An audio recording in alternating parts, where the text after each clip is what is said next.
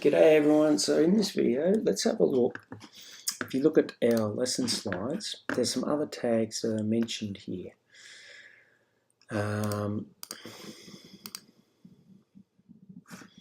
So there's what's called headings, header 1 to header 6. So in this video I'm going to show you how to do headers, also save a new file. So go to your brackets. Now the easiest way to save a new file is to go up to File and go Save As. And I'm going to rename this. I'm going to name this Activity 2. Okay, you can do the same and go Save. And this one is, I'm going to call this Headings. And in the title, Using Headings. And in here, I'll just get rid of this. And let's just view that page.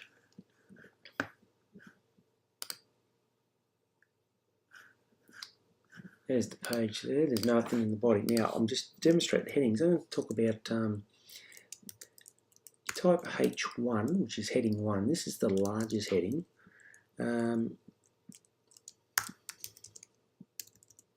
Top 10 destinations. And I think maybe this one, which one is actually connected? Might just close. Top 10 destinations in Australia. Now, when you're ready, have a look at that in a web browser. There it is. You see it's in bold. It's rather big. Okay. If you adjust that, I'll just adjust it over here. You see that it will actually fill out that first line. So that's a heading. Now, I might want to do some subheadings, and smaller headings, you just count down the number. So if we put H2 and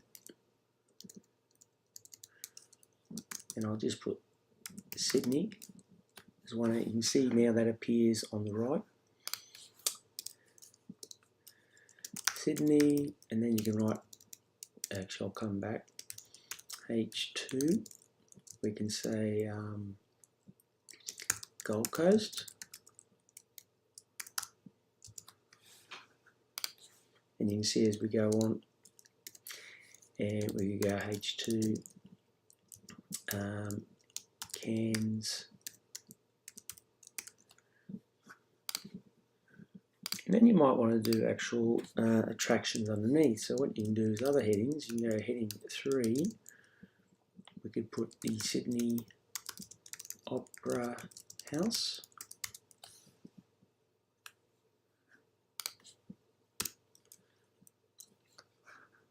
Under Gold Coast, we could put H3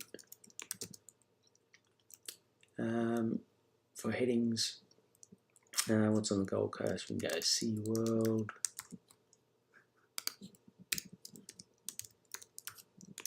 Movie World, you know, all those sort of places.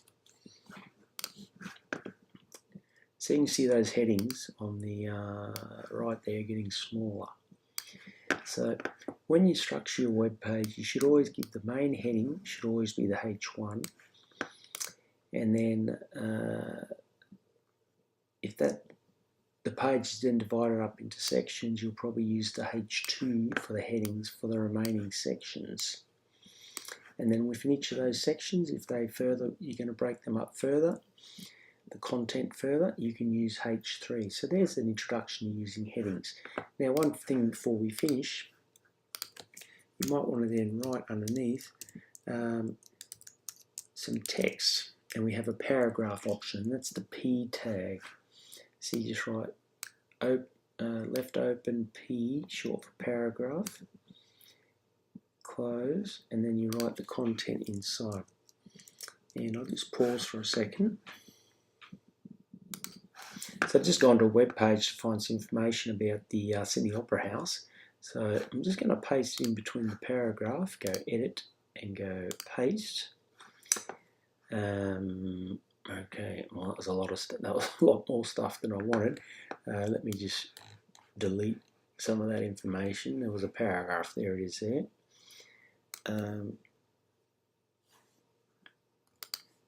Just fix that up. Give us a second. Try again. I don't know what that information came from. And just delete that. So if you have a look, there's the paragraph. I just copied that from Wikipedia. Sydney Opera House is a multi-venue performing arts centre in Sydney, New South Wales. It's one of the 20th century's most famous distinctive buildings, designed by Danish architect, etc. And we're just using the paragraph tag. Just bring that out a bit. So when you have a paragraph of text, you should put it in the paragraph tag. I'll just tidy up my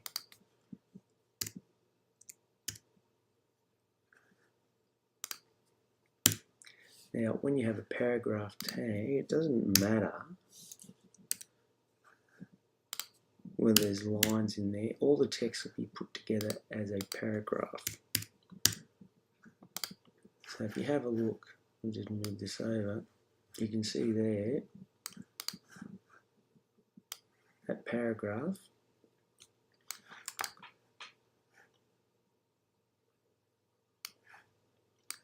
So we've introduced the idea of the heading tag. So there's the H1 tag that produced the top heading, the largest heading. You can change the formatting of these headings too. You'll eventually learn how to do that. Next, lower down is H2. So I've got these headings for different locations like Sydney, Gold Coast, etc., Cairns. And then under, I've got a third level heading, Sydney Opera House, and underneath that then I'll put a paragraph of text. And I'm not sure if I made that point very clear, but if I go in my paragraph and put a new line in, this is quite interesting. It doesn't actually change here.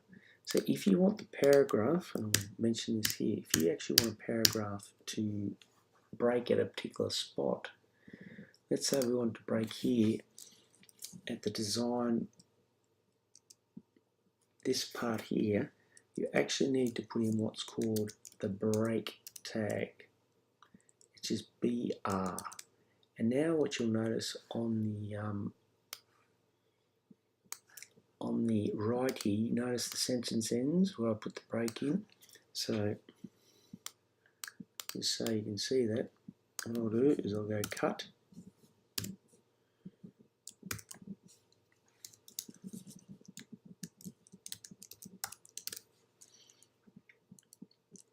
Delete that again.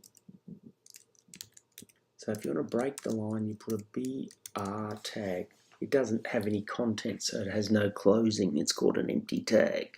So there you are. Now, if you wanted to, there's one other tag that's listed in the table there, and it's called the, so we've covered the heading, we've covered the paragraph, we've done the insert single line break. Let's look at the horizontal rule. That'll be the final one, and then we've covered all the basic. So if you then wanted to put horizontal rule, and just find that web page.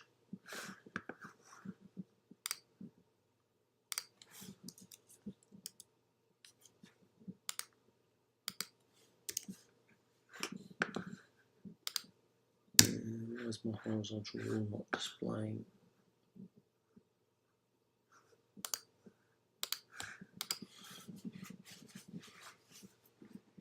It's a bit odd. Oh, there it is. I just had to reload it. For some reason it wasn't displaying. So HR, if you put a HR somewhere in your code, generally I don't use horizontal rules much, but there it is. It'll put a line. Again, the formatting of that line can be changed. You'll learn about how you can change the formatting. You make the color different. You can make the width different. So that's called the styling of the page. We'll get to styling eventually. Anyway, there you go. Try that, experiment with that. Try for yourself. Make sure you understand how to use headings. the different numbered headings, first level heading, second level heading, and so forth. Also how to use paragraph, and also how to use the break tag and the horizontal rule tag. Okay, over to you. You practice a little bit, experimenting with those tags. Once you've created create a page on whatever you like, and save it as activity 2. And you can paste a copy into your OneNote as evidence that you've tried those tags. Thanks, guys.